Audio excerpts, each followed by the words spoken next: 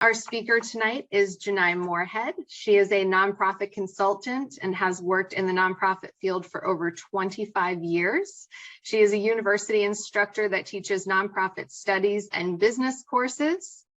And you can find her on social media and YouTube by searching for Janai Moorhead, and I'll put that in the chat so that you have her name spelled correctly. She helps to start, develop, and manage nonprofits all over the country.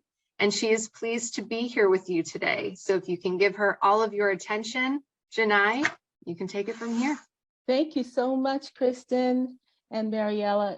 I appreciate all of you who are on Zoom for this training or this workshop, technical assistance workshop. And I am going to start out by saying good evening and thanks for the introduction. I want to start out, if you have not gone to the Inland Empire Community Foundation and registered with an account so that you can access the grant, please do so.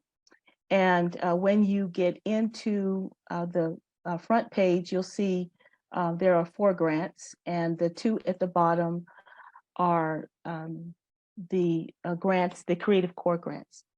So I have, is my screen sharing right now? Okay, can you share my screen? Or maybe I should share my screen.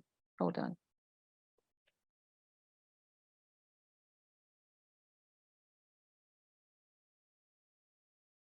Okay, I don't see those controls. Let me see if I make you the host. You are the co-host. Yes, let me find those. Let me see if I can find those.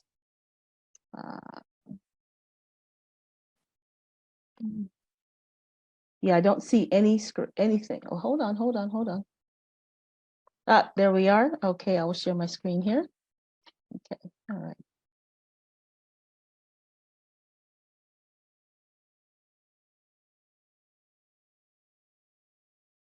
Okay, all right. Can you see my screen now? Yes, good to go. All right, very good, very good. Okay, so right now I am in the Inland Empire Community Foundation site. And like I said, you should have made an account. You can make an account simply by going on the Inland Empire Community Foundation site, make your account, and then go to the nonprofits tab, hit grants, and then you will see, like I said, 4 grants at the on the front page. The first 2 are other community foundation grants, and then the last 2 are the Creative Corps Inland SoCal grants, and one is for nonprofits, and the other is for individuals. So right now, I have opened the grant application for the individual artist, and my style is to go over those things. And so right now I am going to just do a little bit of housekeeping here. In the right-hand corner where my little cursor is the actual question list for the individual artists. And so after I go over the guidelines, I'm going to go over the question list for the individual artist, and then I will go over to the nonprofit grant, and then also go over the question list. The question list is a little bit easier to handle while I'm online, just in case my online stuff gets unstable, then I can have that available. So let me save it here.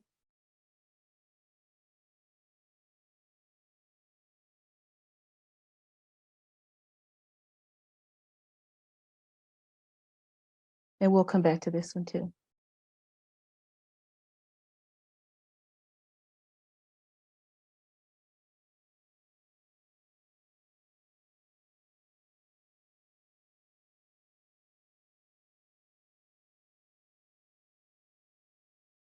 now that you know where that is, I'm going to go to my guidelines and instructions. So this is extremely important to read because it tells you some very important things. And so I'm going to be going over it. As Kristen said, please hold your questions to the end, and I may be answering them along the way. So we first have the background, and then we have a little bit about Creative Corps Inland SoCal.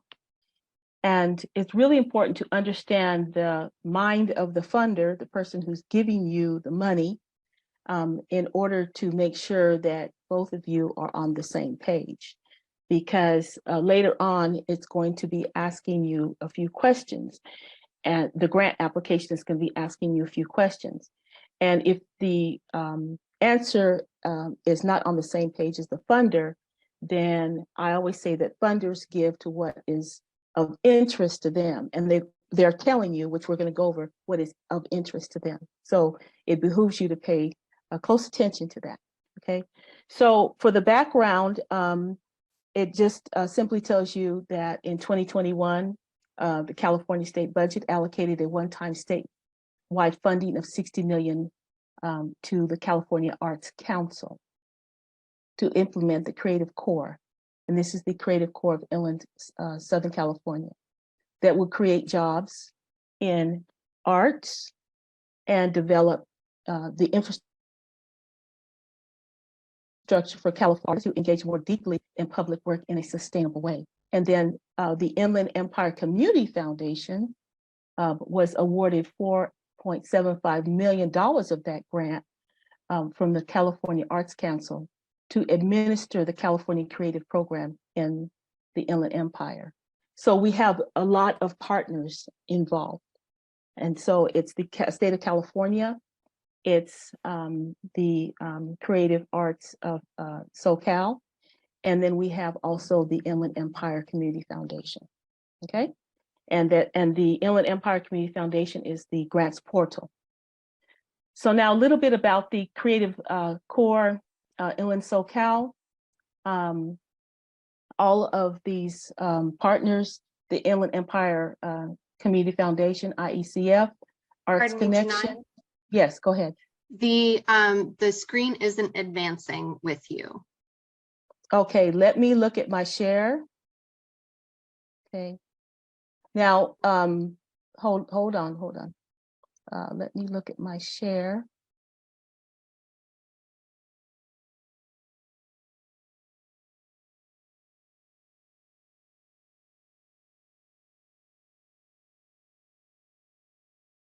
There we go. Very good. My apologies. Okay. I'm only on the second one. Okay. That's okay. Thank you so much. No, not a problem. Thank you. Okay. So all of these partners, including the Community Foundation, Arts Connection, the Arts Council, San Bernardino County, Riverside Arts Council, and the California Desert Arts Council are coordinating regionally to regionally implement the statewide Creative Corps program. And then it is altogether named the Inland Creative Corps Inland SoCal. And this is really important here. It is primarily a media outreach and engagement campaign. And you'll hear that again, over and over again, about 2 or 3 times, that will support Inland SoCal artists, cultural practitioners, and nonprofits in new work to create awareness in 4 key areas.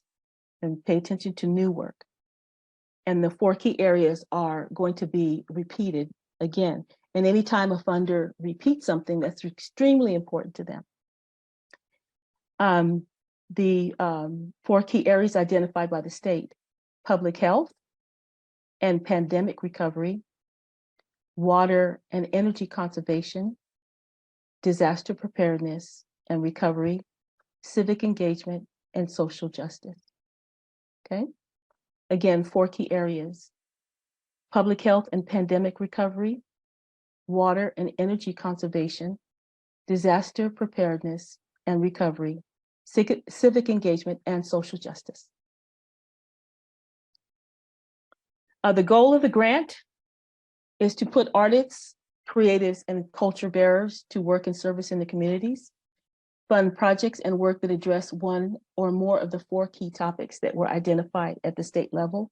Again, they're repeating it: public health and awareness and pandemic recovery, public awareness of environmental related issues such as water and energy conservation, climate mitigation and emergency preparedness, relief and recovery, and civic engagement and voter preparation, and social justice and community engagement. Now, here we go with a little bit of information that is crucial to the grant. You must serve communities in Quartile 1, which is the highest priority on the California Healthy Place Index map. So let's look at, let me see here, okay.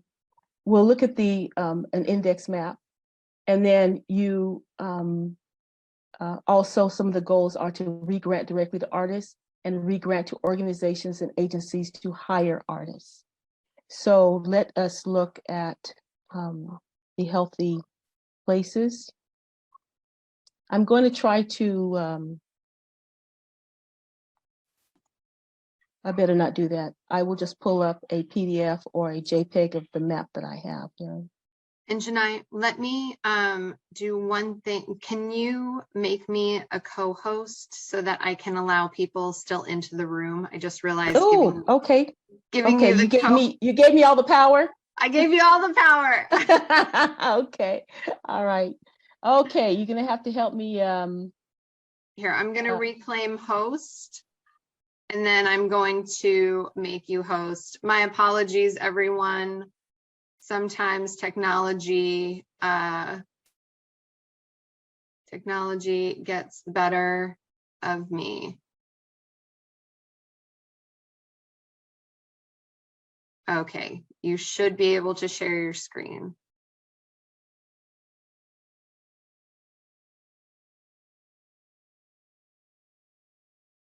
Okay, all right. Somebody just, oh, somebody wants admittance. Okay, all right. So if you go to the link in the guidance, you will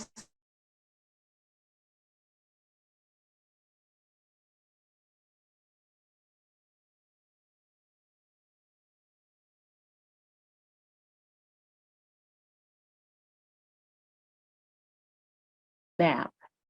And when this is just a picture of the map, a screenshot of the map that I took of the areas. And here with my cursor, you are going to see here parts of, you can see San Bernardino County and Riverside County. And then way over here is sorry, Janai, it's still stuck on just showing us where you clicked on inside your documents folder. It's not showing us the map. There it is. Oh, all right, thank you. Okay. Just please remind me, because every time I move from place to place inside of my computer, then I need to click a different share. So, okay, gotcha. All right. So clicking the link for the California Healthy Places will take you to a site, and then it'll say, show the map. And when you look at the map, you can hone in different parts of California. And I brought the map into the San Bernardino and Riverside areas. So here we see the Inland Empire here, and then below it here, we'll see Riverside, Moreno Valley.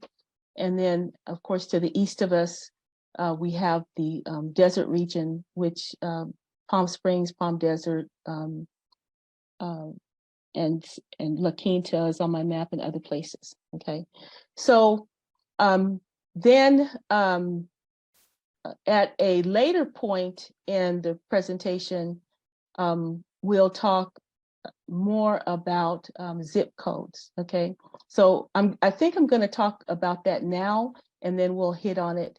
But as you can see, the unhealthiest places are in dark blue.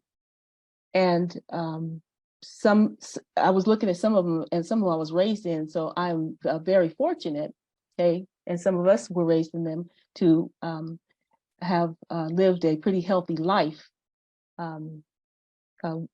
thanks to people like the health departments and things like that who give us nutrition services. Well, in this case, you as the artist or the nonprofit will be also helping these areas too. But it's important because if you are not listing certain zip code in your grant, then you can apply. However, it will not be a priority. Okay, so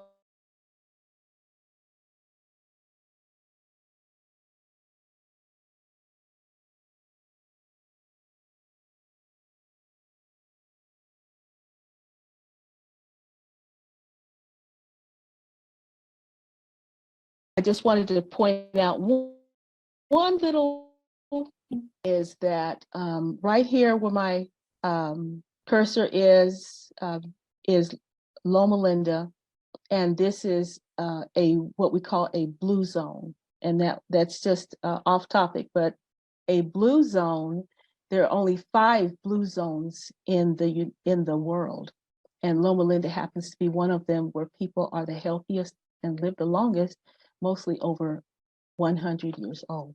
So I always try to shop there also. So, okay, so let me take down that. And while we're on the map, I'm going to show you, because we are going to, I'm going to get back to the screen share window. Uh-oh.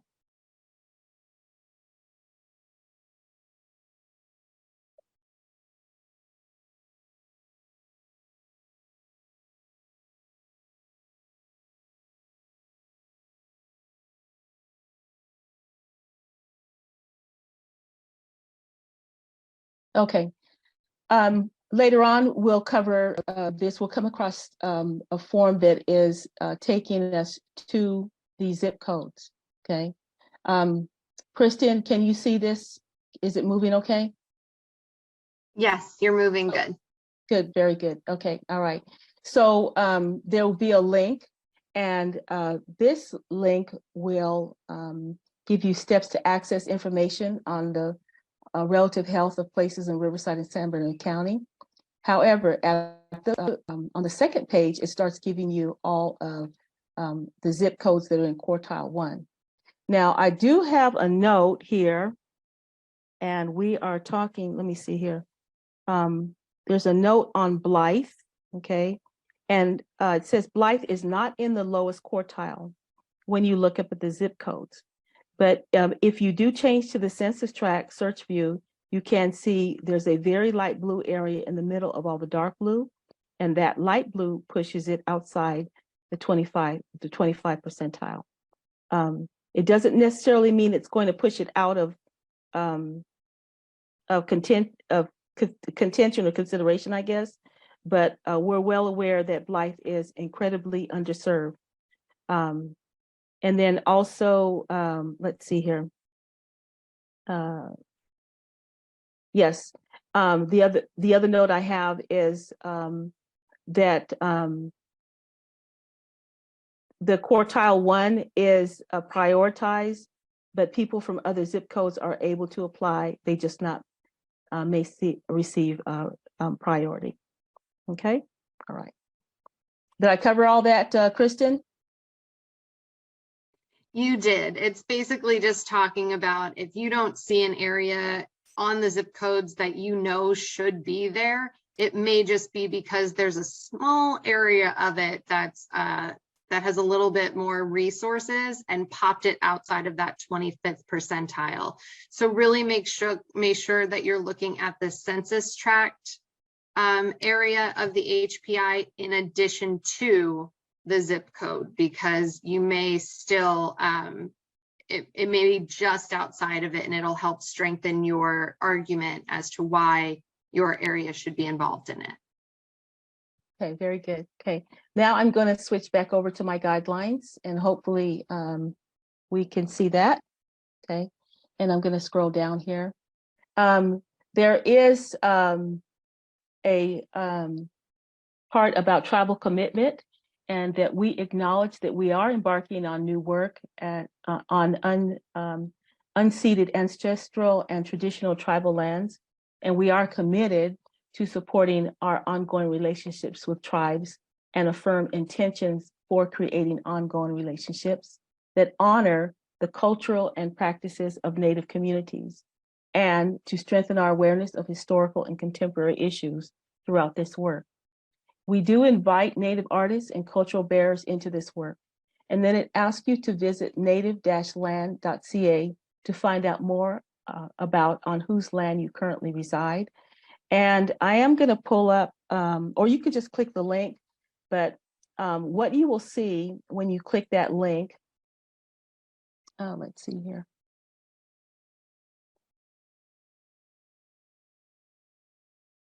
As soon as it pulls up, then I will share that too.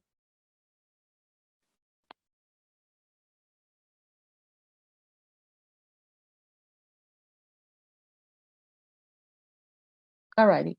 So this is basically what you're going to see is an overlay of all the tribes, the tribal lands that overlay. It doesn't have the normal boundaries as we see them, but they are the boundaries of all the tribal lands. Okay? And so if you are a artist, a Native American, then you can look at this. If you're not sure, then you can look at the overlay here for reference. But you still have to use the Healthy Places Index also. Okay, let's go back to the guidelines. Yeah. All right. Then for the grant, the applicants must demonstrate that programs, projects, services, and information and facilities where funded activities are to take place, including online spaces, will be accessible for individuals with disabilities, including but not, yes, ma'am. Oh, it hasn't moved.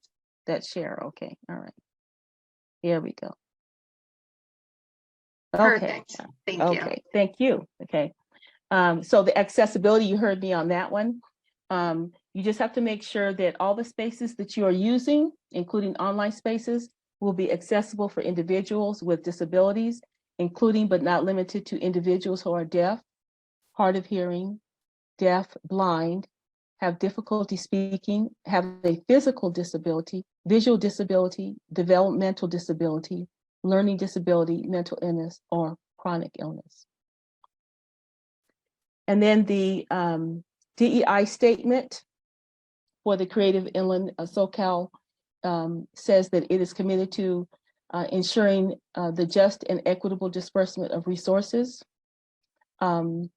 bringing together stakeholders with different backgrounds and life experiences that will enhance our ability to increase opportunities for all art services organizations, artists, culture bearers to succeed.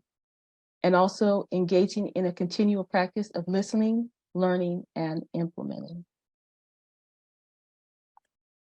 So here we go on the organizations who can apply the eligibility for organizations. You must be a nonprofit, public benefit organizations with evidence of tax exempt status under Section 501c3 of the Internal Revenue Code and not classified as a private foundation. And then also, if you are a fiscally sponsored organization, there's a different rule for that one. An applicant organization that is without nonprofit status must use a California-based fiscal sponsor with a federal 501c3 designation to apply for funding. And then fiscal sponsors have to have a minimum 2-year history of consistent engagement in arts programming and/or services prior to the application deadline. You have to submit your letter of agreement between the fiscal sponsor and the applicant organization, and it has to be signed by a representative from both parties and submitted with the application. If the grant is awarded, please understand that the fiscal sponsor becomes the legal contract holder with Inland Empire Community Foundation.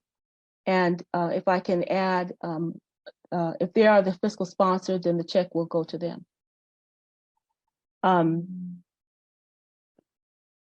Also, local government units, municipalities, or tribal authority can apply, okay? Organizations that operate so that they do not discriminate in the hiring of staff or in providing services on the basis of race, religion, gender, sexual orientation, age, national origin, or disability. And your organization must be located and serve residents of Riverside County and or San Bernardino County.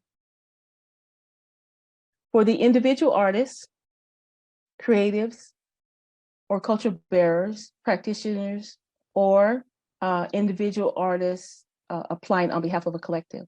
Now, let me explain. We'll probably go over this later, or may say down later, but a collective is a group of 3 artists or more. So let's go into this. You must be 18 years or older, residents rather of Riverside or San Bernardino County. And your proposed project work should take place in Riverside or San Bernardino County and serve a community in Quartile 1 on the Healthy Places Index. So there's a lot going on when you are choosing your project. It's you know, the project itself, whatever you're going to submit, and then you're going to have to decide, okay, all right, it has to be in this zip code area within San Bernardino or Riverside County, and you're going to be using the zip code list on the Healthy Places Index.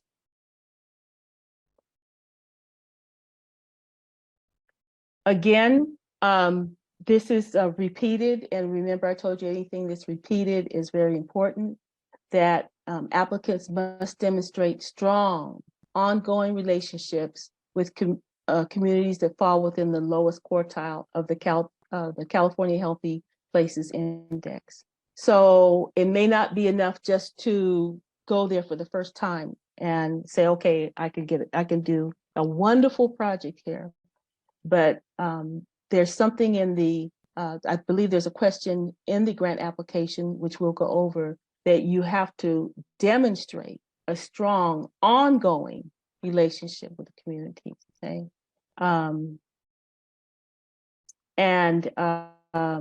It also says that communities that fall within the lowest quartile of the California Healthy Places Index and will support meaningful engagements with those communities. The HPA map uses indicators of health, economic circumstances, education, social factors to rank census tracts from the highest to the lowest in order of their impact as social drivers of health. And then on the, we went over this on the HPI map. They are shown in quartiles with dark blue representing quartile 1, indicating areas of the highest need on the Healthy Places map.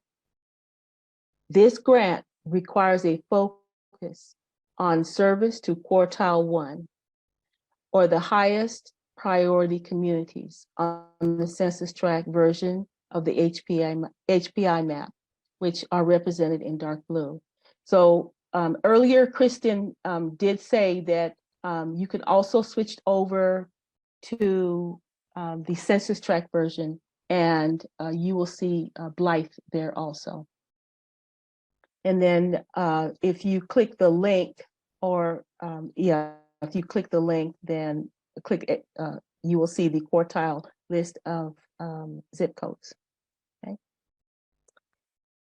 So for the artistic, cultural, and creative disciplines, they've made a list.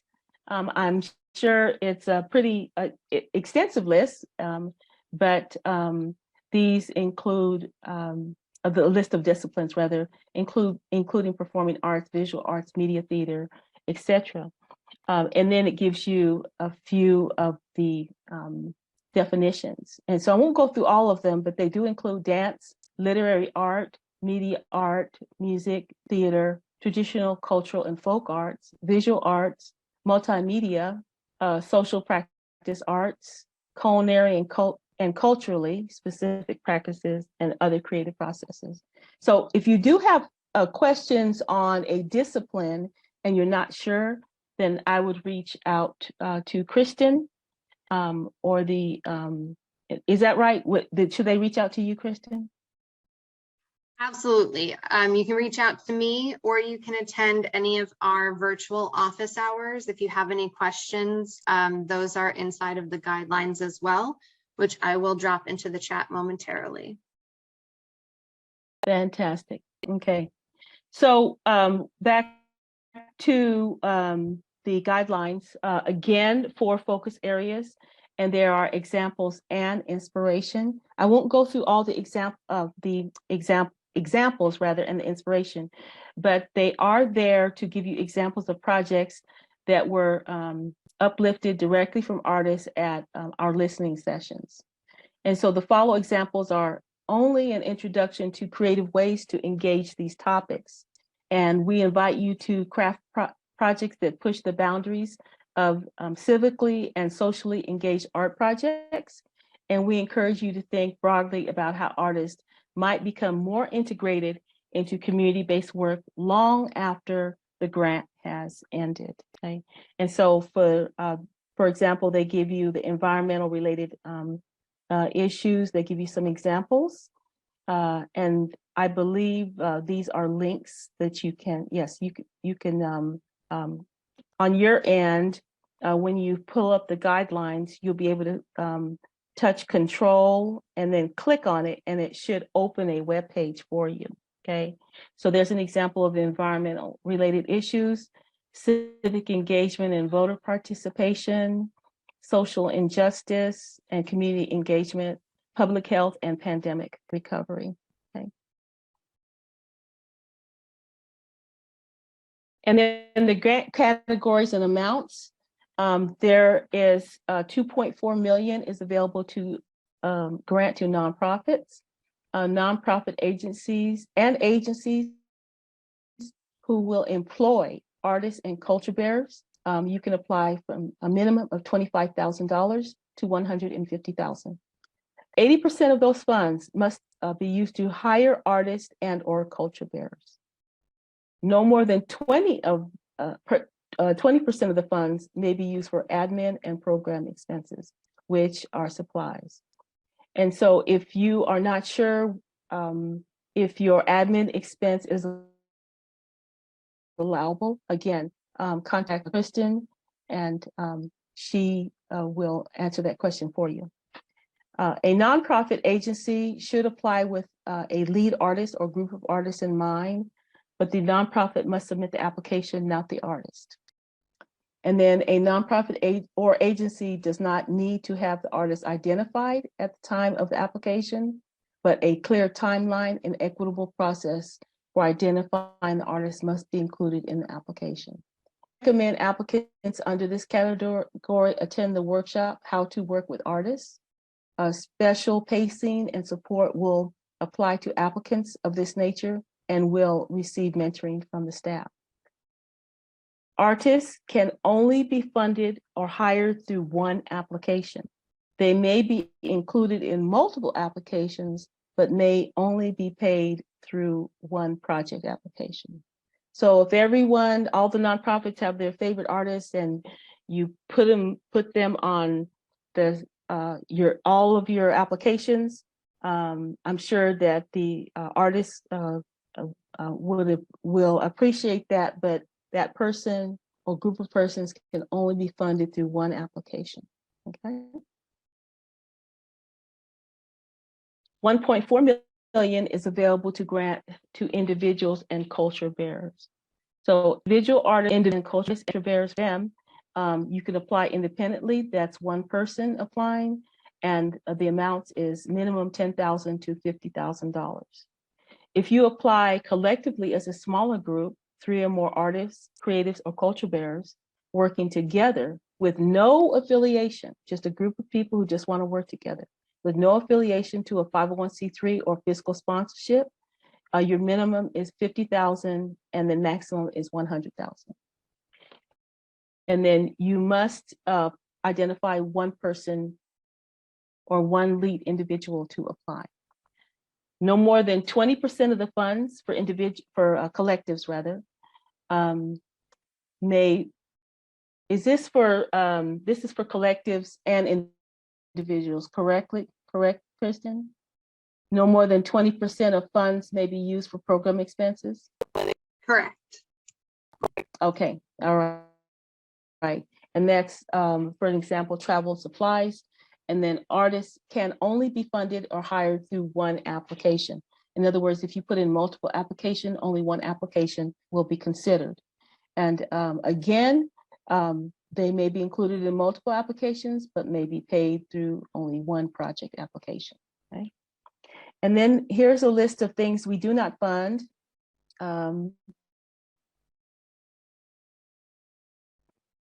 Let's see. Kristen, I don't see the list of what we do not fund. Oh, see attachment. Okay. But what we do not fund is also on the Inland Empire Community Foundation page. They have a whole list of things and a section dedicated to what we do not fund. Okay. Here is your timeline.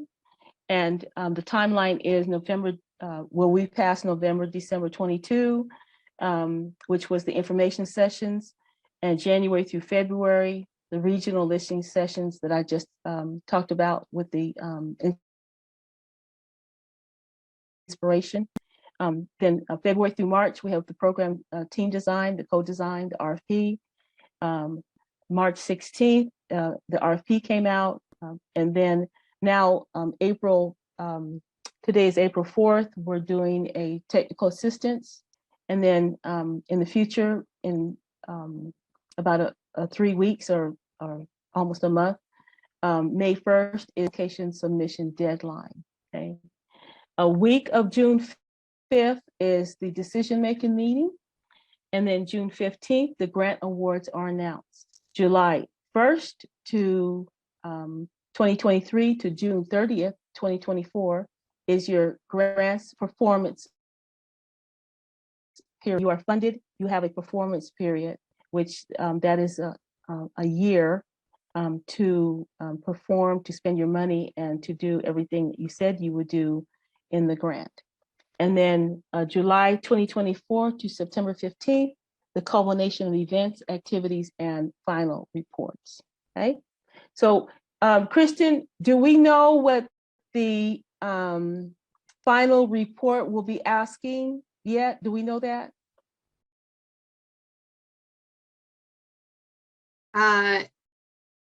No, we do not know that yet. Kristen? Okay, all right then, very good. So when that comes out, I want everyone to make sure you read the expectations because when you write your grant, you are awarded the grant based on what you're planning to do or what you said you're going to do. And your final report will be in line with that. There's the reporting is going to ask you questions about, your activities, things like that. So make sure that you don't put anything in your grant that you cannot do.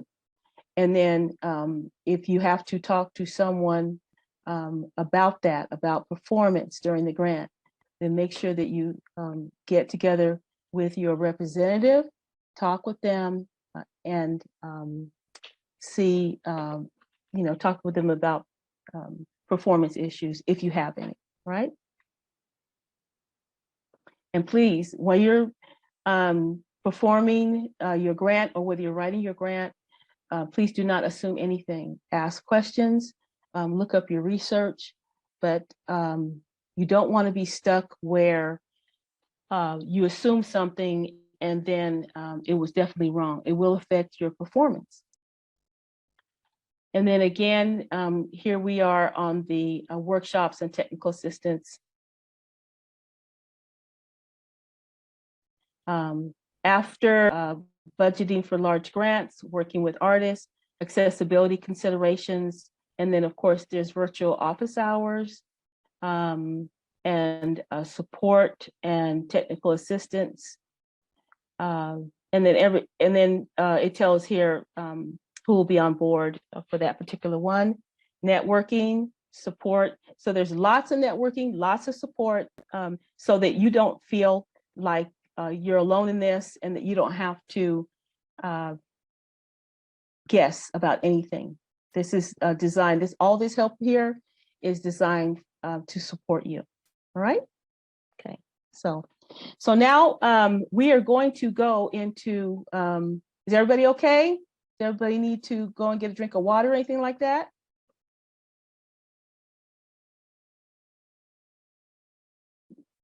Kristen, do we need to take like a 2-minute break? Nope, it looks like everybody wants to keep going. Okay, that's a good group. Yay. Okay, all right, good. All righty. So let me go to my folder here, and I'm going to start on the individual grant here.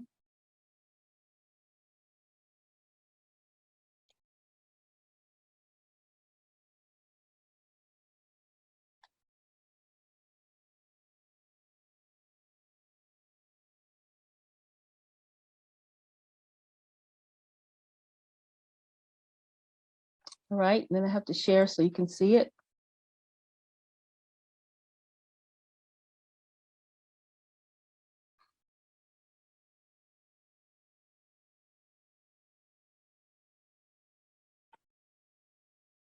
Okay, Kristen, can you see my individual application?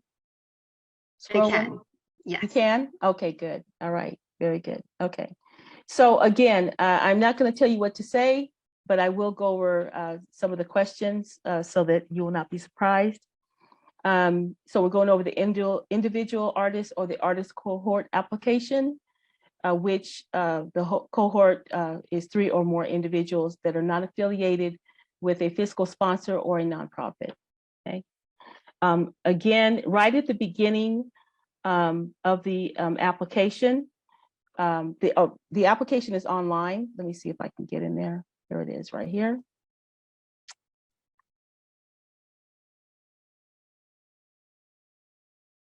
Okay, so this is what the online application looks like. Okay, and again, when I said in the beginning, I went up to the questions list at the top right-hand corner and downloaded the PDF, and that's what I'll be going over. But just to show you, it's the same exact thing. Okay, the questions list starts out with the individual artist name and so forth and so on. So let me switch back over to my PDF, which is a better read.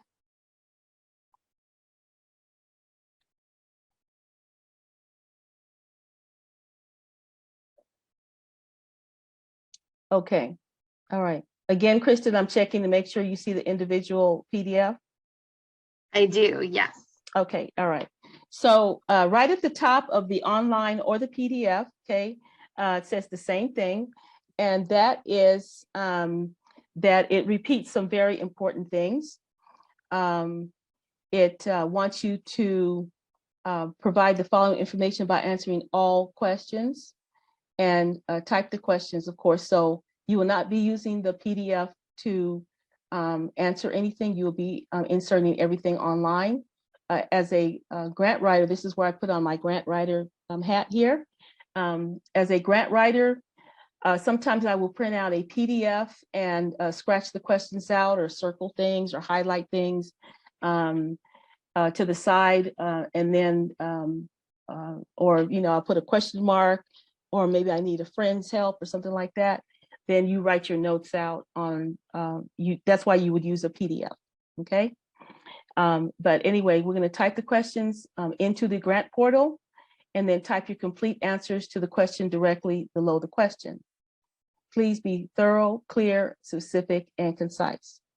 So this is where they have another note here on that. Let's see here.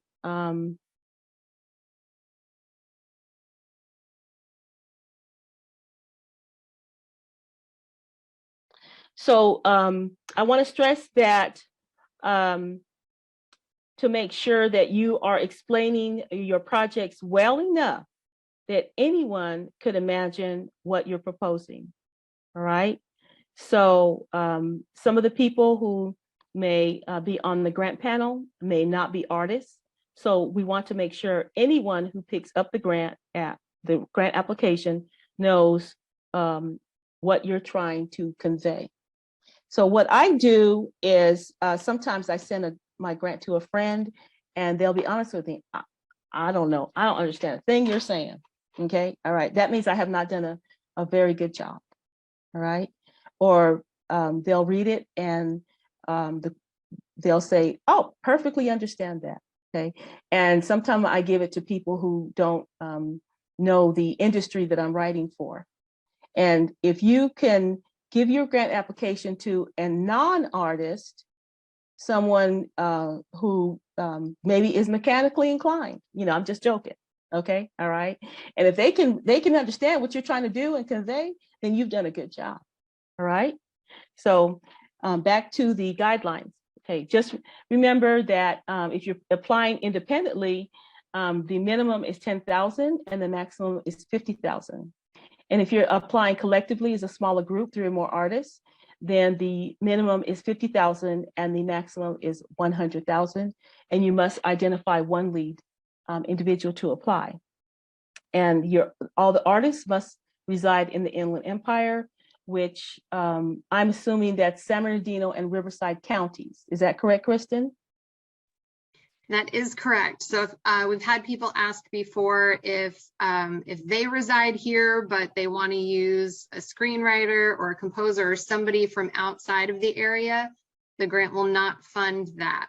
The artist and the organization have to reside within Riverside or San Bernardino counties. Okay, very good. Very good. Okay. And no more than 20% of funds may be used for program expenses. Requests over maximum amounts will be disqualified. So another question for me, if I apply for $150,000, okay, and I didn't read the instructions, will you reset the max to 100 or just throw my application out or disqualify it?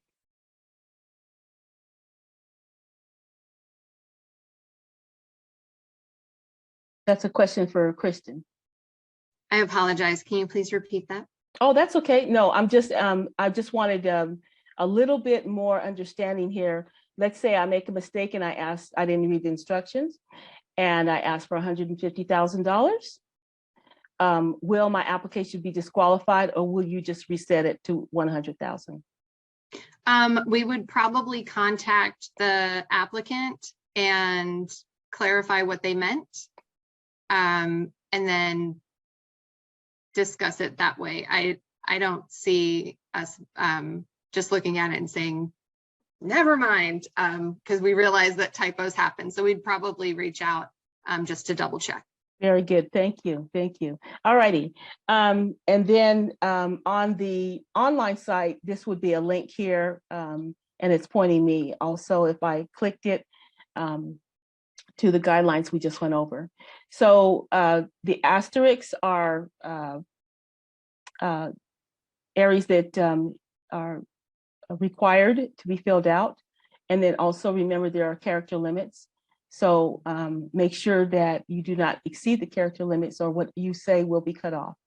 The artist's name, your social media handle, the program grant information, and on the online, it gives you the 4 choices that were all important, which is civic engagement, environment, public health, or social justice. Okay. Your project name, the amount requested, and your project budget. Okay. Now for individuals and the cohorts, your project budget is will look like. Let me see here. I can bring that up.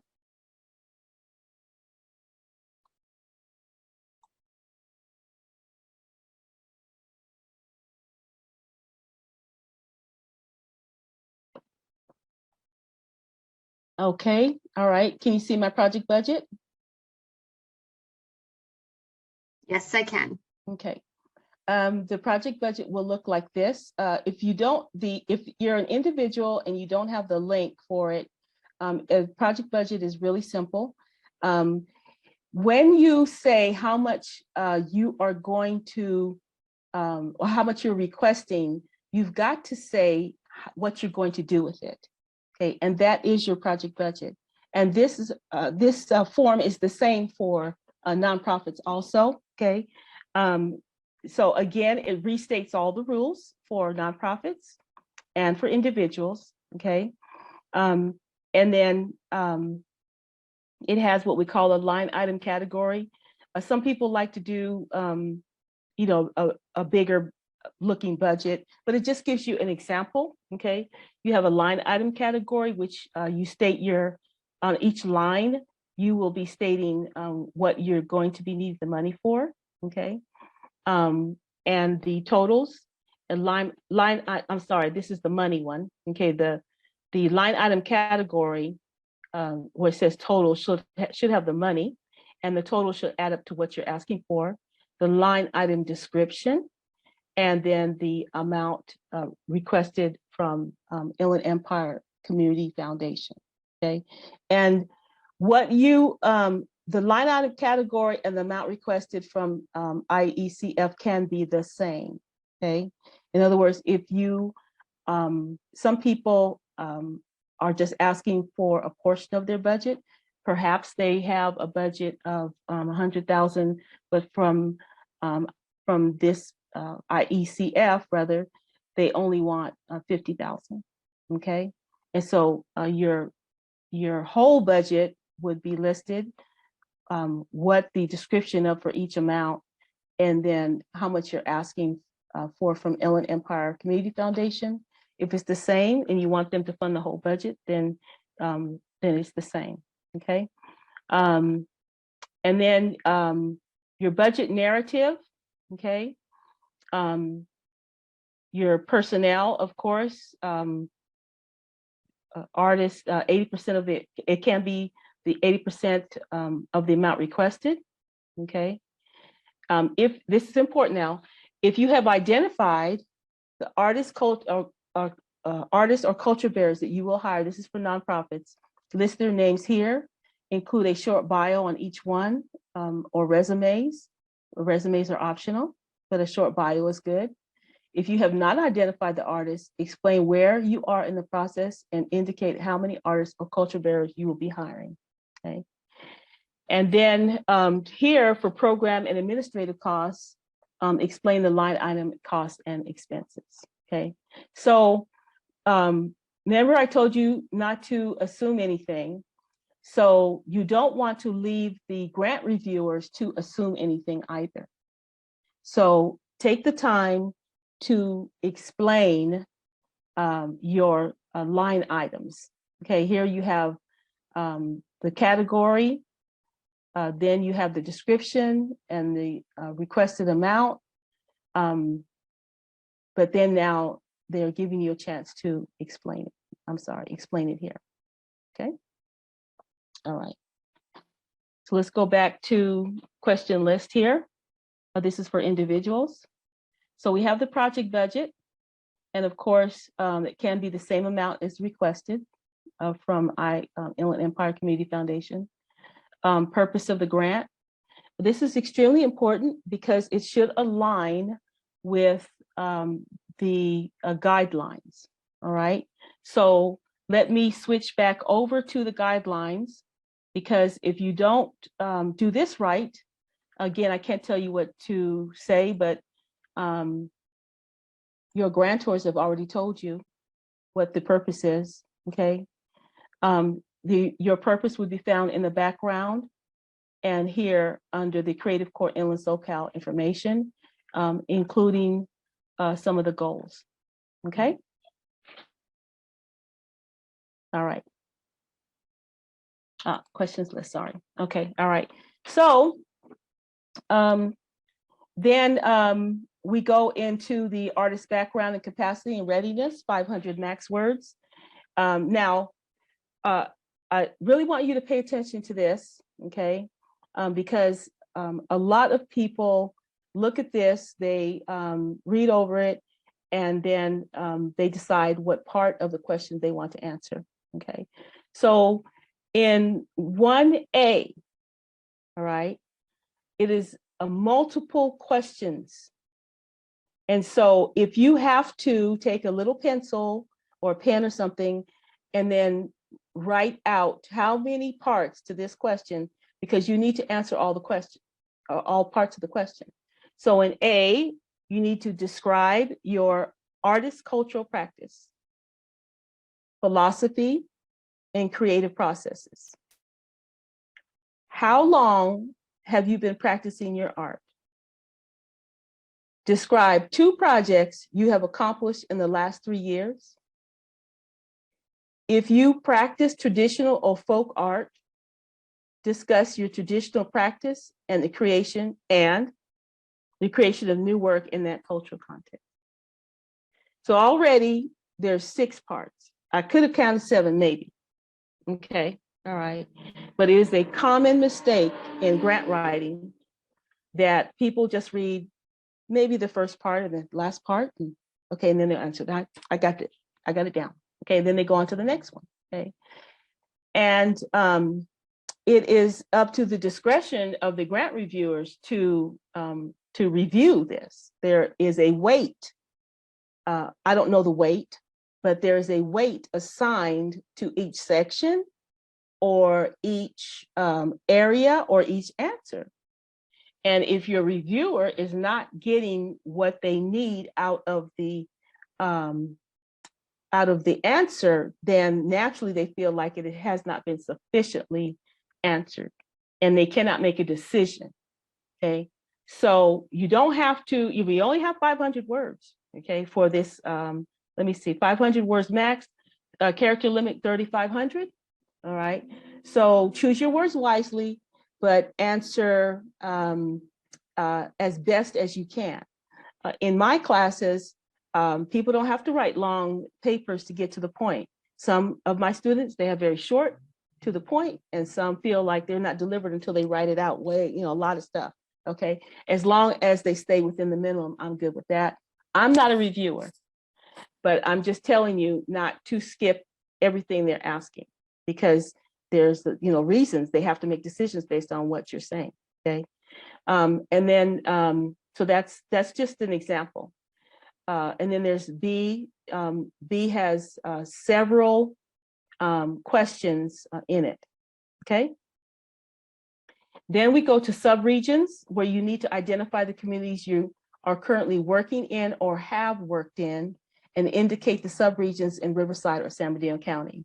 Okay, and there's a lot of them. And then they give you the choices. You can click them, so forth and so on. Okay. Then you have narrative questions. Again, for the individual artist, this is health equity. And then for an example, for A, it does ask you, where is your target HPI? That is the lowest quartile. What are the zip codes of your target HPI community? Okay. And then it asks you either, well, B is a single question. Oh no, that's 2. Okay, all right. And how are you developing? So watch all of those and make sure that you are answering all of those, and make sure that you are staying within the character limit and that you have answered sufficiently. Okay. The next section is program design. Okay. It goes on to ask you what you're proposing to do and what issues you're going to address. And again, those it repeats the 4 areas that are of interest to all of the partners who are giving out this grant. Okay. And then it goes on to A, B, C, and D. Okay. And then artist, cultural, and creative disciplines. We talked about that. What is your discipline? It also talks about accessibility, describing how the public components of your project will be accessible to individuals. It's a multi-part question. And then explaining how your workshops, digital physical work, production, and distribution of components will ensure that your project is accessible to all audiences. Okay. And then it asks another question at the end. Considering physical spaces you will use, will consider physical spaces you will use, language barriers, transportation. It's not a question. It's asking you to consider these things. Okay. And digital access in your response. For the individuals, you are required to upload letters of recommendation from community partners. 1 for individuals applying solo, 2 for individuals applying on behalf of a collective. You are required to upload your artistic work, past or relevant work samples, at least 1 for individuals applying solo and 2 for individuals applying on behalf of the collective. And then upload your project budget and narrative. And then for those of you who are working as a collective, you do have to have an agreement between all of you. And so for the collective applicant, an MOU or collective agreement signed by all artists working on the project. So the MOUs can be found widely on the internet. I always go for the MOUs can be quite lengthy, but just something simple where there's an agreement between you all and an understanding. That the understanding that falls within the guidelines of this grant. Okay. And then of course there's a question email. Okay. And then all of these applicants will be notified of the results in writing by June 15th. Please do not contact Inland Empire Community Foundation before this date once the application has been submitted. All right. Okay. So that's for individuals. Okay. I am going to go into the portal now and then download the one for the nonprofits. It's slightly different.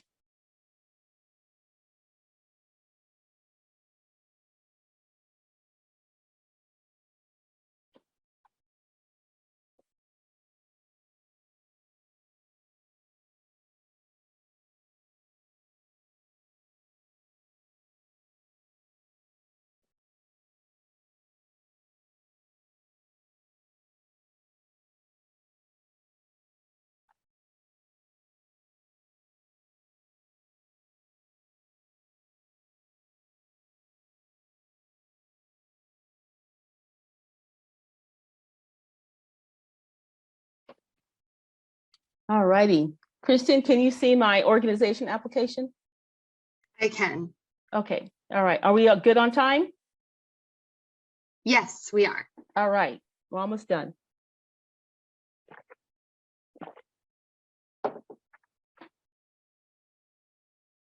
So for the nonprofits, at the top, they have repeated the minimum and maximum requests, and that the rules of the 80% of the funds must be used to hire artists, and no more than 20% of the funds must be used for admin and program expenses.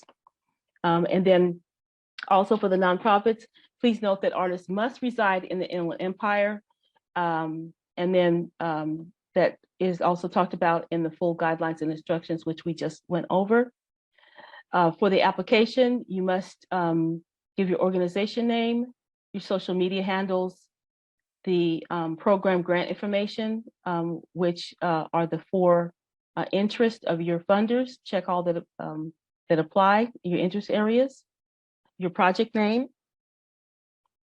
the amount requested, and then your project budget. I did show you a template you can use, but if you are familiar on project budgets and narratives, please make them as simple as possible. And then for uploading, I'm assuming that you can upload them in PDF, but just make sure that it is easy to read, and that the narrative, make sure that the narrative coincides with the budget in order. So if you list, supplies at the top of your project budget for expenses, then a narrative should have supplies at the top. Okay. Try to make it as easy to read for the reviewer so that they don't have to be searching all over, like the supplies there and supplies here. Where's that? Where's that? Okay, you don't want to do that. Okay. All right. And so I'm talking from experience as a grant writer and a reviewer. Once you become a reviewer, then you just, hide your head for all the mistakes that you made reviewers go through. Okay. All right. So, but anyway, okay. So then we have the grant purpose. And again, I went back to the guidelines to make sure that you saw the purpose of the grant and how it should be aligning with your grant too. Okay. Then we go into the narrative questions, the organization background, capacity, and readiness. When you come into this part, okay, again, we have multiple parts to each question, okay? Describes the organization history and experience working with artists or nonprofit arts, culture, and culture organizations in your community within the past 3 years. Now, it does not say describe your organization's history. It just wants the history and experience working with the artists, okay? If it is a very long history, then you certainly want to stay within the 500 words max. But if you started out, if your organization started out in 1950, okay, then you don't want to waste time bringing this up to 2023. However, you certainly can indicate that our organization's history goes back to that time, okay, and then just bringing this up to speed, all right? And then they also want you to include activities, accomplishments, and list partner organizations and or artists and culture bearers, right? And then B is self-explanatory. Identify the communities you're currently serving, including populations, geographic locations served, and relevant statistics. So you're going to have to dig a little bit if you don't have that information readily at hand. Okay. Then you're going to indicate your subregions, and I believe these are just check boxes. You're going to answer 2, which is health equity. Target populations on the Healthy Places Index, 500. And pretty much it's the same as the individual. What is your target HPI community, cities, community, cities, towns, etc., that is in the lowest quartile? What are the zip codes and so forth and so on? And then what are the community needs being addressed, and how are you elevating communities residing within the lowest quartile? Then C talks about those relationships, and then describing the ways in which you plan to reach the audiences and or communities that are identified in the California Healthy Places Index as first quartile, right? So I always insert this, that social media is good for reaching out, but I always tell everyone that I would not just say post, okay?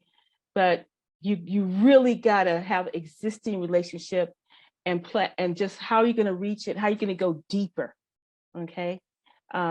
Because your post is just subject to what they call, whatever they call algorithms, okay, all right?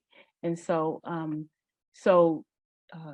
when you plan to say how you're gonna reach them, think of like multiple ways you're gonna reach them and go deep with them, all right?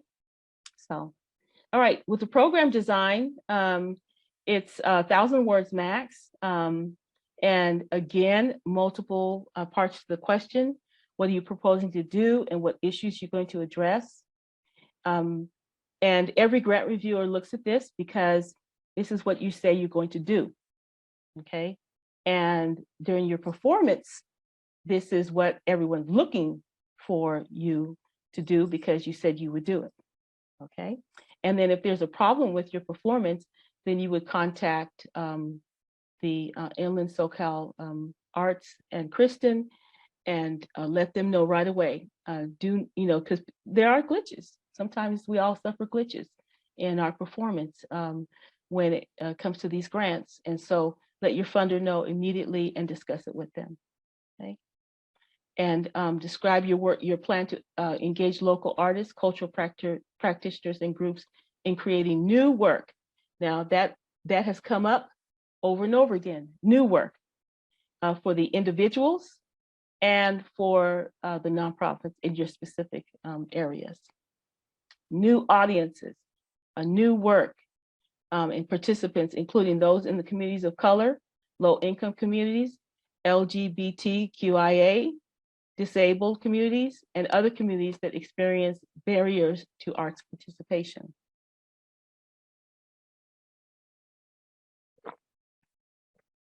Please provide a detailed timeline of your proposed project and related activities.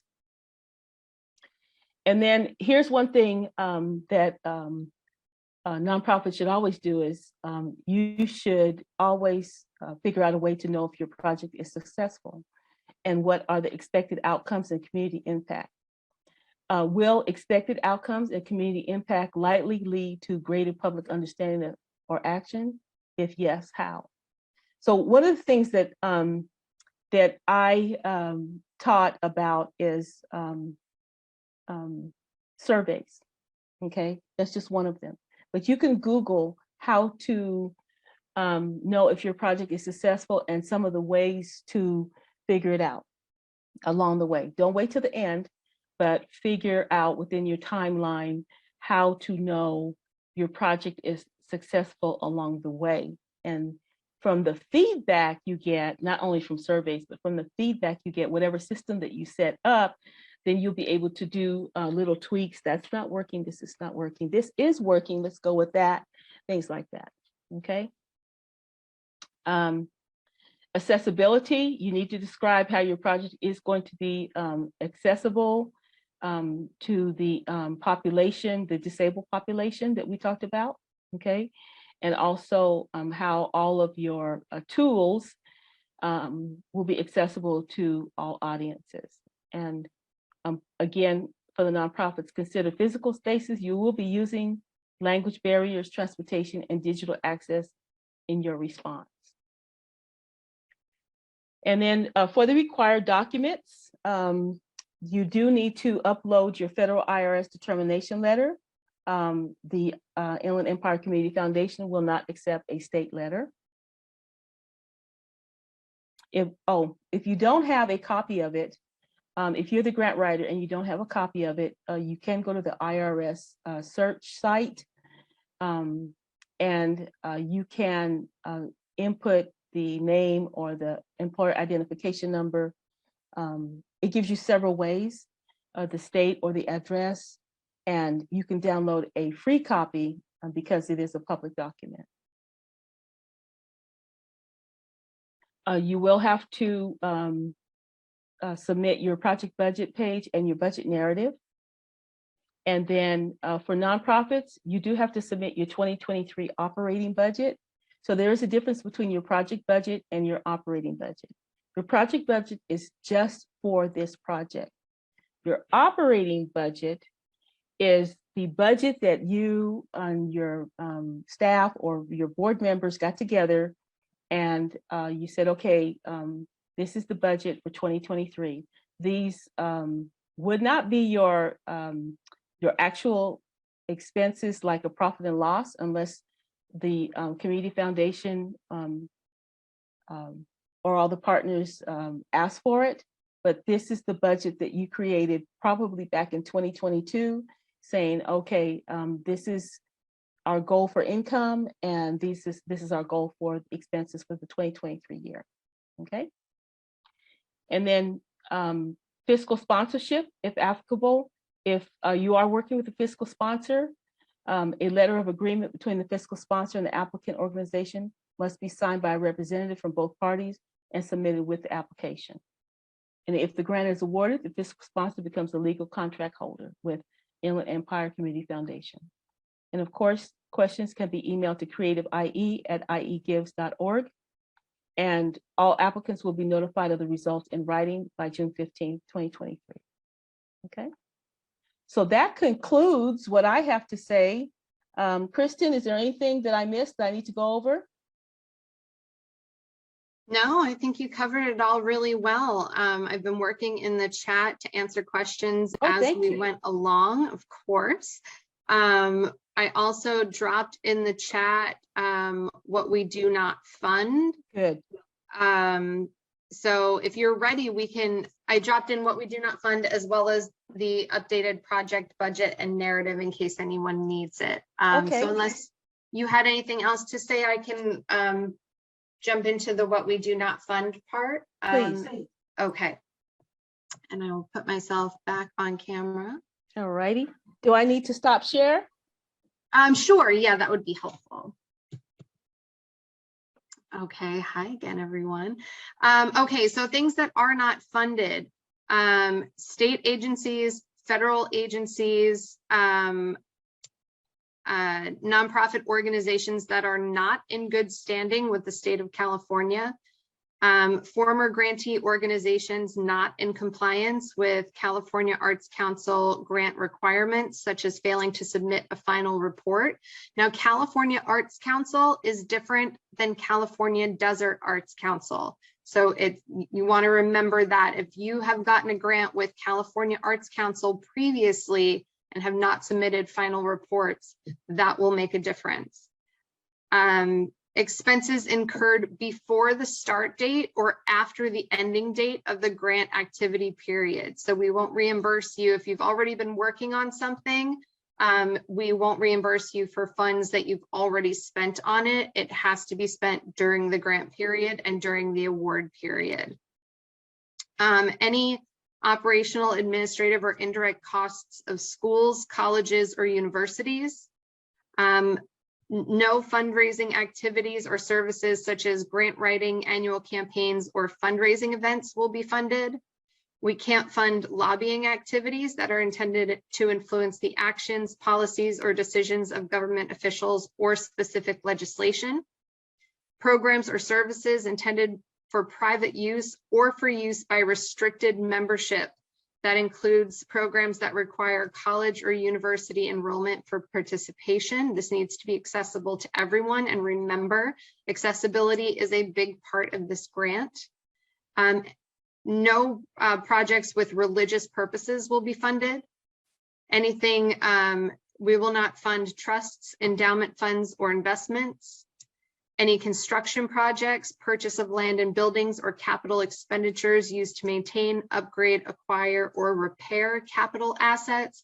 Now, when we say construction projects, that does not mean set design. So if you're in a theater company and you're like, oh no, I'm constructing this thing, they're not going to fund it. That's not what we mean. We mean full on, we're building a building, and we're looking for capital contributions in order to pay for it. That will not get funded. Any equipment purchases, but equipment rentals are eligible. Any kind of debt repayment will not cannot be used for this funding. Any hospitality expenses, and this is important, any meals or food. So if you have staff that you're bringing in, if you are having meetings, if you are having rehearsals or anything like that, and you have food as part of it, you cannot expense your food to this grant because it is federal, it's state funding. So a lot of grants that come from federal or state funding, food is something that will not be reimbursed. Also, out-of-state travel will not be reimbursed. So if you wanted to travel out of state to do some research for a project that you want to have funded, that will not be funded as well. I popped that into the chat, but we will also make sure that that is prominent on our website and update our, it is in the grant portal. I will say that if you get into the grant portal, it will show an area, it's WWDF, what we do not fund. I think the N is missing from there. But we want to make sure that you're aware of what won't be funded within it. And usually food is one of the issues. So let me go through what we have here. Patricia, hope that helped. Individual artists can be an LLC. Michael, I believe so. I just need to check on that.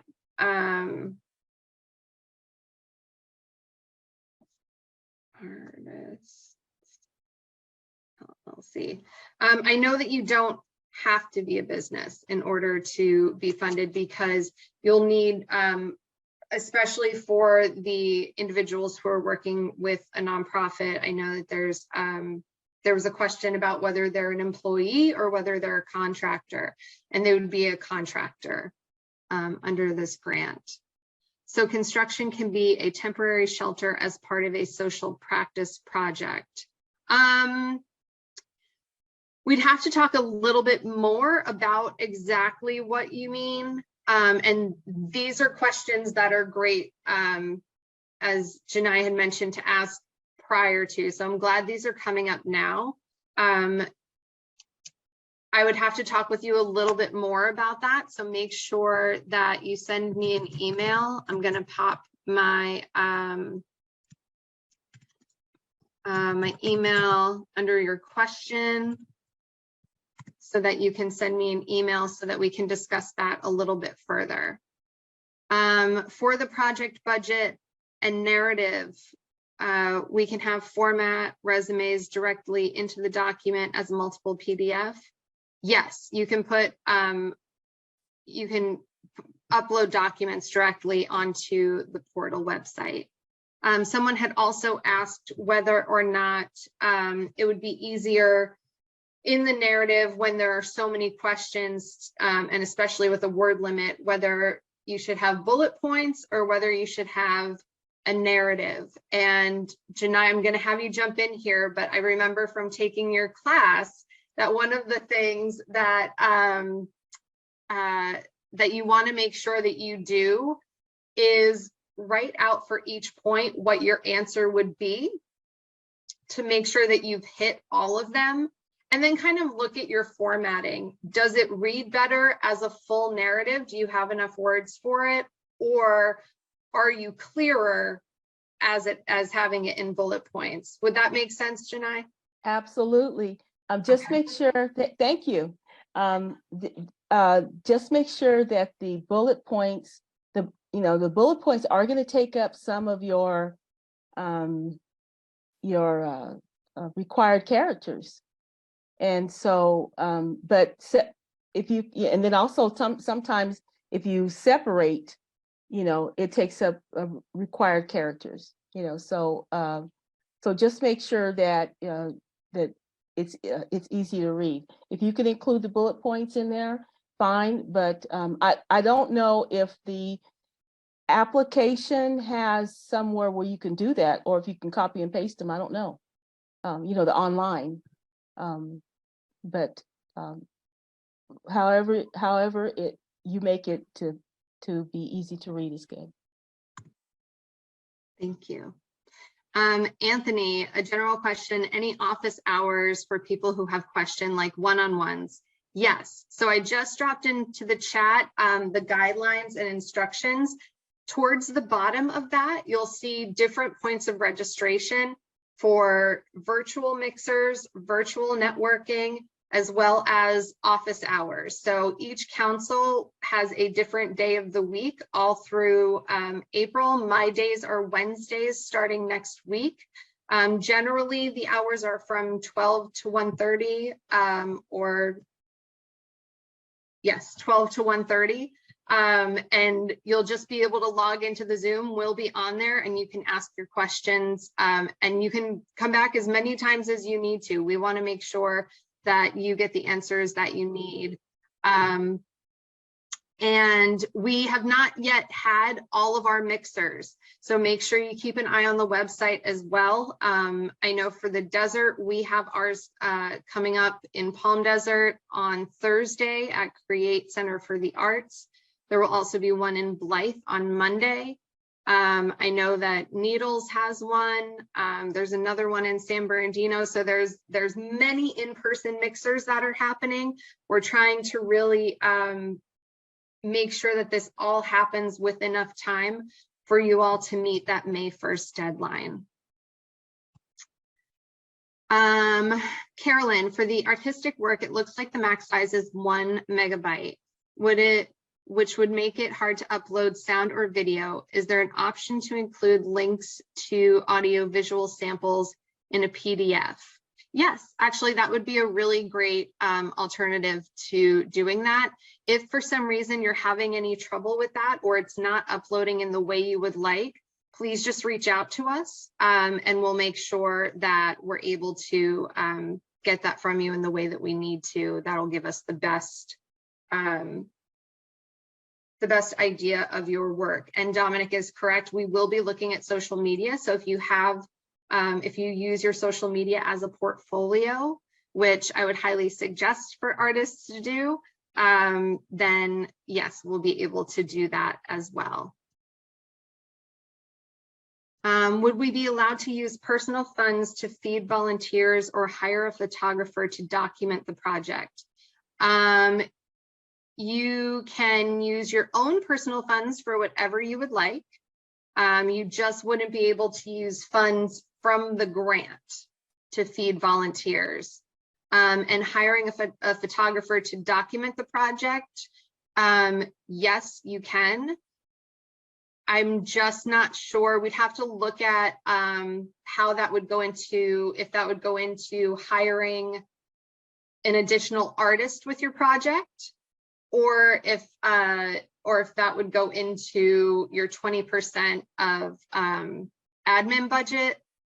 As I'm saying that, it feels like it would be hiring a second artist. So I think that would be allowable, but let's discuss further offline. And if you haven't been able to, I'll just drop my email again so that you have it. The email that went out with Zoom is a personal email address, which I do check, but it just you may not get the answers quickly enough because while I've been in the pandemic with Zoom and all of you as well, there are still technicalities that I am learning as we go. Is there anybody that wants to ask their question through audio? Please feel free to raise your electronic hand. You don't have to come on camera if you don't want to, but I also wanted to leave that option as well.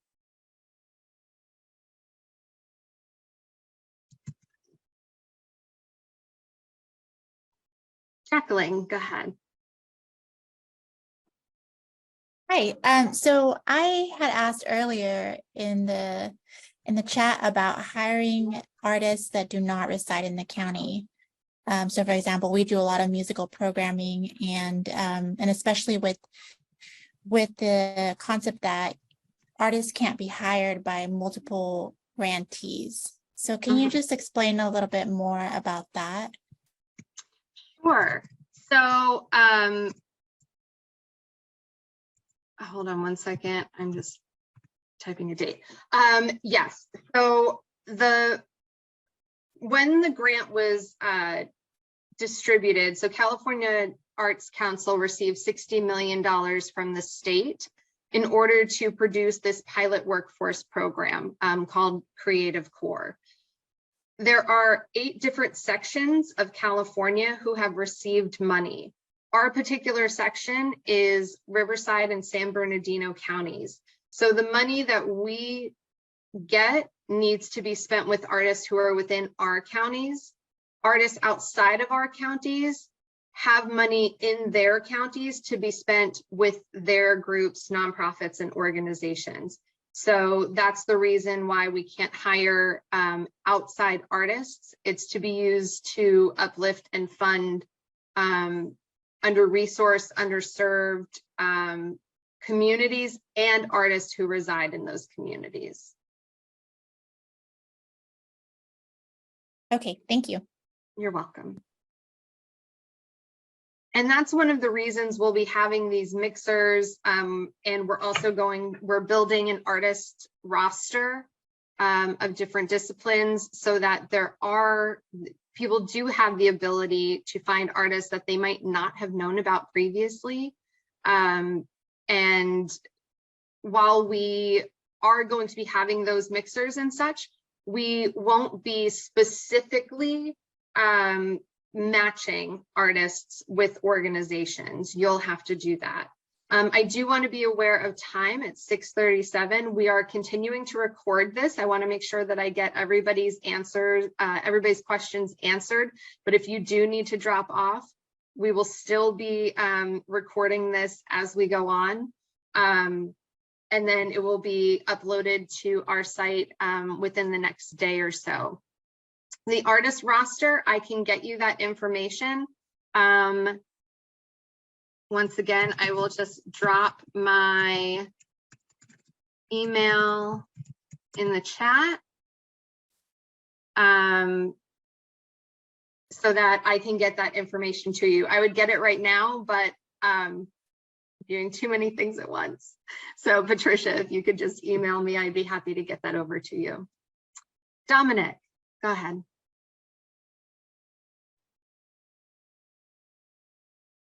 Oh, I cannot hear you.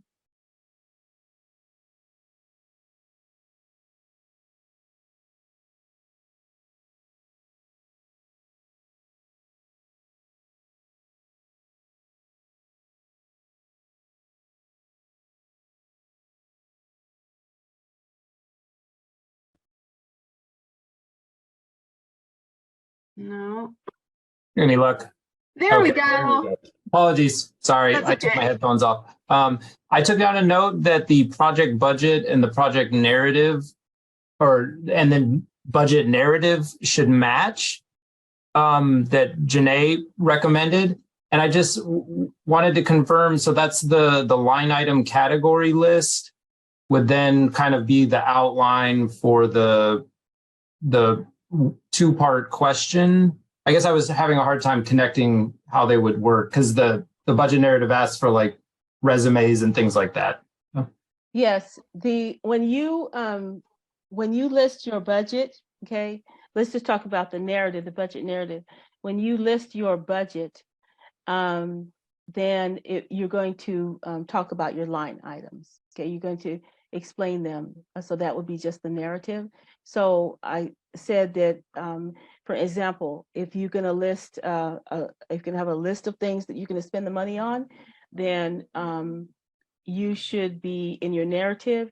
You should be talking about, let's say, supplies. If you're an individual and you're going for the 10,000 or more, then if you're going to be spending 2,000 on supplies, and you just say supplies, then it would be nice if you talked about what supplies.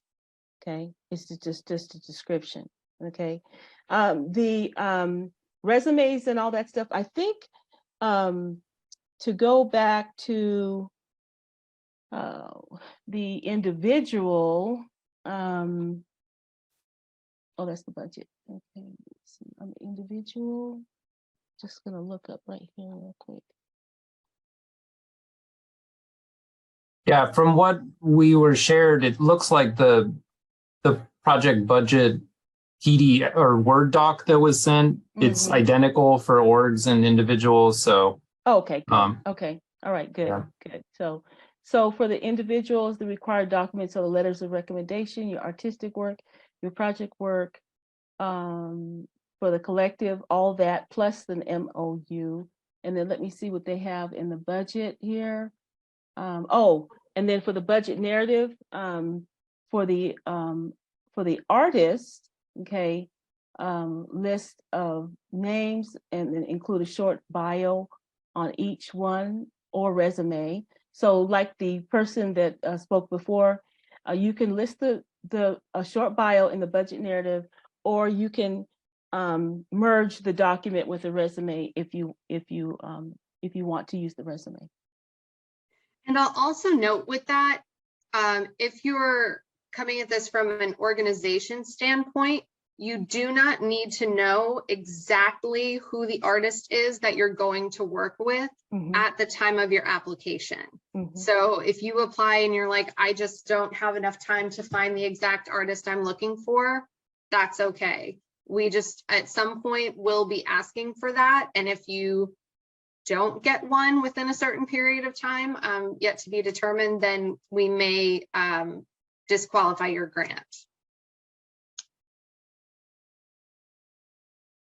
How about any other questions? I know Anthony, I believe, had their hand up.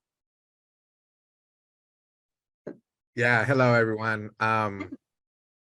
Yeah, I guess this is just a question because so I'm a community journalist. I cover environmental justice and health disparities in the Inland Empire. And so would I be considered an artist if I were to apply for like a project that focuses on using photography and like photojournalism, for example? You know, is that something that would be funded as like an individual artist?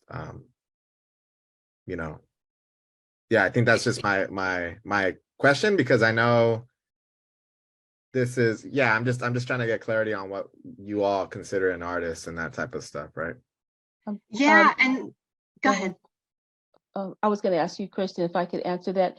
Anthony, if you go back to the guidelines page, where you, under the second paragraph, where it starts, it says Creative Corps Inland SoCal. Okay, it does. It gives you the categories. So you have to ask yourself, am I working in the category of public health awareness and pandemic recovery?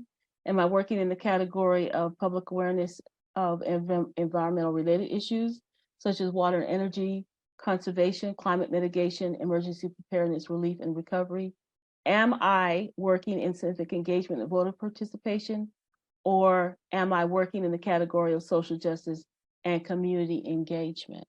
So you have to ask yourself, which one of these four categories do I fit when I am doing my reporting? And then Kirsten can speak to the work, because you're going to have to upload a work, art, okay, which is, photography or whatever, but she can speak to the rest of that. I just wanted to draw you back to the goals and what's supposed to happen with the grant. Yeah, I appreciate that. I actually see it now, and reading that, I think I do definitely. So I appreciate you answering that question. Yeah. Yeah, it certainly does sound like you would fit. And it is okay if you if you find that social justice and environmental issues kind of collide with what you're doing. That is perfectly okay as well. Just outline that in the grant. We just want to make sure that we're seeing where you're coming from and where your point of view is as you take on these projects. Carolyn, wondering, is there a percentage range or limit for the amount that an individual should pay themselves? I would say, I think you're asking this as an artist, absolutely pay yourself. Okay, yes, you are an artist.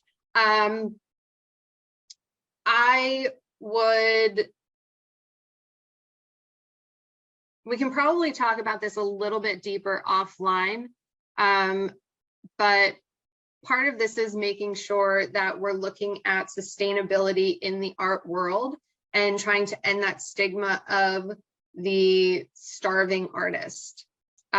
So that's why only 20% of the amount that is asked for in the grant is used for supplies and admin. because we really want to make sure that we're hiring the artists who are going to do the work and be fairly compensated.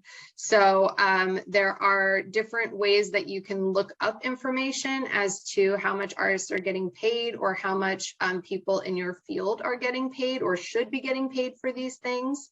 And I can help you offline as well. Any of the councils can help you offline with trying to figure that out a little bit more, because I know that can be a little daunting, especially if people have had a habit of talking you out of a lot of money in the past.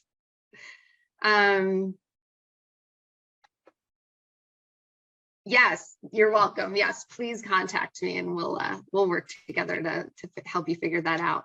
How many reviewers are on the panel and where are you finding them? So we, Inland Empire Community Foundation is working on that. I can give you their email address so that they can answer that question a little more formally for you. The councils as a whole, because we are doing so much work working with specific organizations and individuals, we are not reviewers.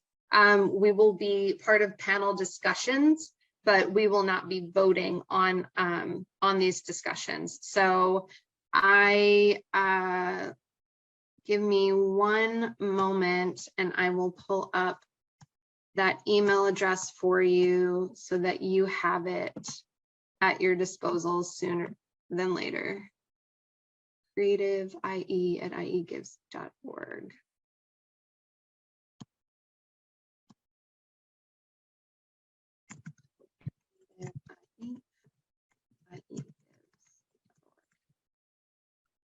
There you go.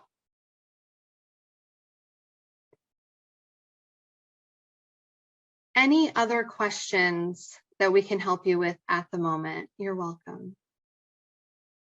Okay. Are there any more questions for Janai as she has to head out and prep for another Zoom meeting?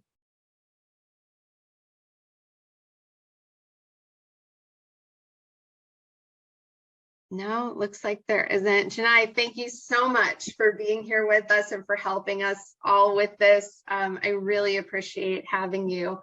You've done a great job. Thank you so much. It has been a pleasure. So, all right, I will leave the meeting and leave the rest of it up to you. Thank you. All right. Thank you, Janai. I'll talk to you soon. All right. Okay. Dominic, we are considering hiring an artist project lead and then additional artists below that person. Assuming the budget will clarify work roles and compensation, does this fit the purpose of the grant? Yes. Yeah, I'm just wondering if that tiered structure is something that feels right. This is something we've just been talking about at our office, and because when does it become administrative costs is the question versus like somebody doing creative work during the project. So that's where I'm at with all that. Yeah, I mean, if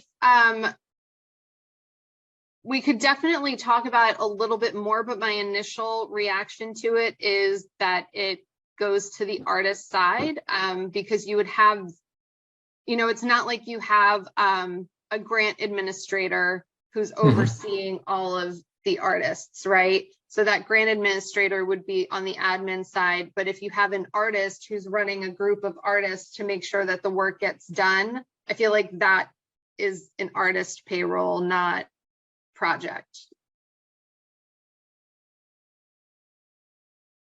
Yeah, it's the program expenses thing that's like, where does that fall? So thank you. That's great. Yeah, and if you have any, if you write that up a little bit and just email it to me, I'll check with the other, I'll check and make sure that I'm telling you the correct information, just so that before you get to the point where you're applying.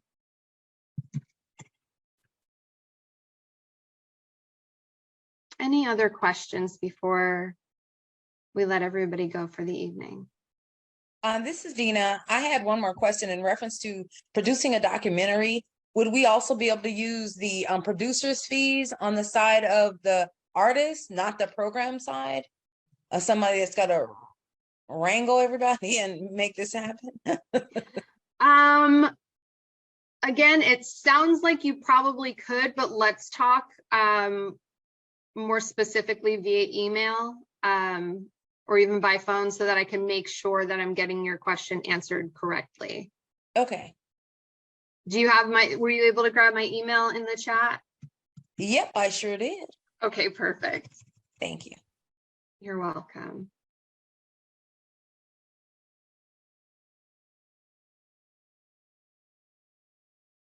Any other questions?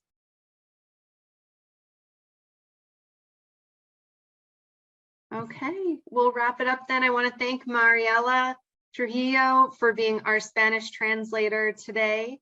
We will have this recorded. The Spanish translation will also be recorded, so you'll have access to both of those. And then we are working on also getting this recording interpreted through sign language so that it's accessible for everyone. You can always reach out to me. My email is in the chat. It is on our website. And I just thank you all for being here tonight. We're really excited to get this grant out to everybody and put artists to work within our community. So thank you all for being here. Have a wonderful night.